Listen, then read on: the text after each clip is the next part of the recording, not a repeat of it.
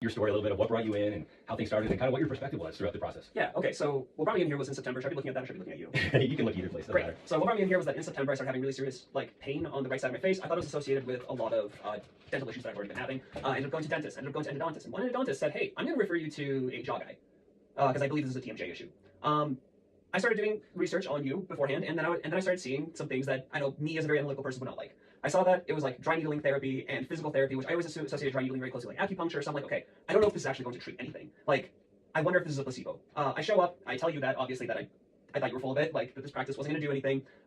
You did tell me that I'm probably going to nocebo myself into it not working. Right. But even after all of that, like we did the first session and it wore off after 2 hours.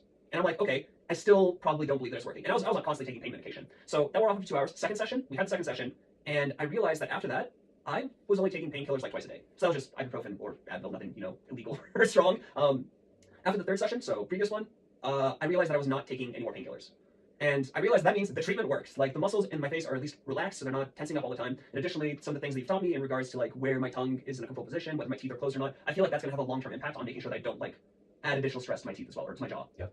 Yeah, give you credit, because most people, when they come in and they don't decide to go forward with it on the initial evaluation, I will never see them again. You're like, I need to think about it for a while. Yeah, that's true. I would not have expected to see you again. Oh, yeah. Because most people don't ever come back again if they have that, where if they're not ready to move forward then. And you actually thought about it for a while, like, I guess I'll give it a shot. And even with the disbelief, it's just very unusual where you came from and you were like, I'll see it through. And it's credit to you that you were able to do that. I mean, I think the thing that ended up selling me was partially my wife, partially my own decision. My wife was like, hey, you're like in an insane amount of pain. Like, do you want to be constantly taking pain relievers, or do you want to like see if anything will do this for you? Like any sort of treatment will help. Yeah. And I was like, yeah, that's a really good point. I should just see if it works. And if it doesn't, then I know. Yeah. Well, thanks for taking the time and giving some feedback. I think it'll help you out. So I appreciate it. For sure. All right.